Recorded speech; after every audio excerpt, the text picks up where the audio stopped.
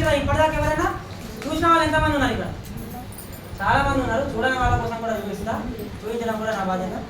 ఇది రైతుకు రెండు ఇబ్బందికరమైన పరిస్థితులు ఉంటాయి. అవేంటి చెప్పండి ఒకసారి. రైట్, అతివృష్టి అనావృష్టి, ఎక్కువ వర్షాలు లేక వర్షాలు లేకపోవడం. ఈ రెండింటిని బ్యాలెన్స్ చేయడానికి మన అగ్రి ఆక్వాజల్ బయట ఎక్కడ లేదు. మరి ఈ టెక్నాలజీ అనేది బయట ఎక్కడ లేదు.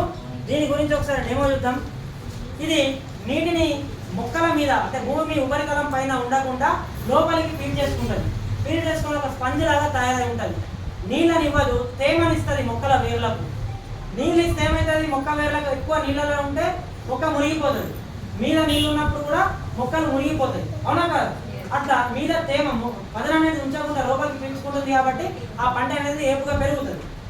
నీళ్ళల్లో ఉండి ఉగిపట్టిన దాంట్లో పంట అవుతుందా? చచ్చిపోతుంది. మళ్ళీ వేద్దామన్నా కానీ కూడా పంట వేసే టైం అయిపోయింది కాబట్టి రైతు ఏమి చేయలేని పరిస్థితి. పెట్టిన పంట అంతా క్యాన్సల్ చేసుకోవడమే. ఒక రైతు నేను ఫీల్డ్ పోయినప్పుడు మంచి పసుపు వేసిండు, బెండలారీలు పోసి పసుపు వేసి ఎంతో ఖర్చు పెట్టి 1 ఎకరంలో 1,00,000కు పైగా ఖర్చు పెట్టిండు. ఆ వర్షాలు ఎక్కువ పడి ఉగిపట్టిపోయింది. ఏం చేయాలో తెలియక రాత్రికి రాత్రి మైండ్ అప్సెట్ అయ్యి కేజీలు కొట్టేసి పొలం వేసిండు పొద్దున వాళ్ళు. అదే అతనికి మనం ఒక 2 ఆక్వాజల్ ఇచ్చుంటే బ్రహ్మాండమైన పసుపు పంట తీసేవాళ్ళమా కాదా? అలా రైతును రాజును చేసేవాళ్ళమా కాదా? 1,00,000 రూపాయలు అయితే నష్టపోతుండే కదా రైతు. అట్లా మళ్ళీ ఇది మనకు తెలుసు ఏమని, నీళ్ళని పీల్చుకుంటుంది, లేనప్పుడు నీళ్ళని ఇస్తుంది. అంతేకాకుండా ఇది భూమిలో మనం దుక్కిలో చల్లినట్టయితే ఒక లేయర్ లాగా పరుచుకొని ఉంటుంది. అంటే మనం సాప వేసుకొని కింద కూర్చుంటాం కదా, అట్లా ఒక సాపలాగా భూమిలో ఒక లేయర్ లాగా పరుచుకొని ఉండి మనం వేసే ప్రతి మందును అక్కడనే ఆపేస్తుంది. ఫర్టిలైజర్ వాడుతున్నాము, అగ్రి ప్రొడక్ట్ వాడుతున్నాము, అవన్నీ ఎప్పుడైతే మొక్క వేర్లకు అందకుండా భూమిలోకి పోతాయో అవి పనికిరావు. మనం వేర్లకు అందనప్పుడు అవి పనికొస్తాయా? పనికిరావు. ఎగ్జాంపుల్ ఇప్పుడు ఇంట్లో అమ్మ అన్నం వండుతుంది, పొద్దున భగవాన్ పెడుతుంది కదా. పొద్దున ఒకటే కూడా తింటాము మనం, మధ్యాహ్నం తింటాం, రాత్రి కూడా తింటాం. అది భగవాన్లో ఉంచింది కాబట్టి అలాగే ఉంటుంది. అదే భూమి మీద వేస్తే పనికి రాకుండా పోతుంది కదా.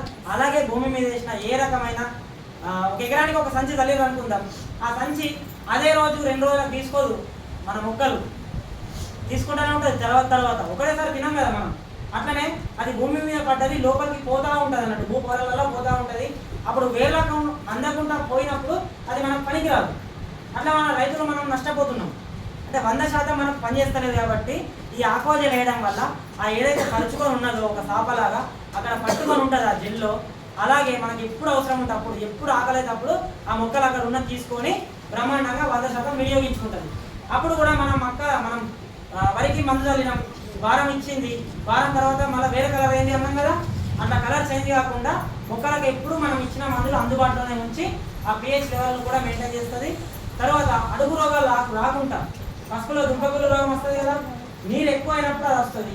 ఆ నీరు రాకుండా అది జెల్ రూపంగా మార్చుకుంటుంది. కాబట్టి మనం ఇచ్చిన మందులన్నింటినీ 100% ఆ మొక్కలకు ఉపయోగించుకుంటుంది. కాబట్టి అడుగు రోగం కూడా రాకుండా ఉంటుంది. ఈ 1800 పెట్టి మనం 1 ఎకరానికి ఇచ్చినామంటే మనం పసుపులో 3-4 దఫాలుగా మందు చల్లుతాం కదా, ఎన్నో వేలు ఖర్చు పెట్టి. అవన్నింటినీ కూడా 100% పని చేయించి దిగుబడి అనేది ఎక్కువ పెంచుతుంది. దీని డెమో చూద్దాం.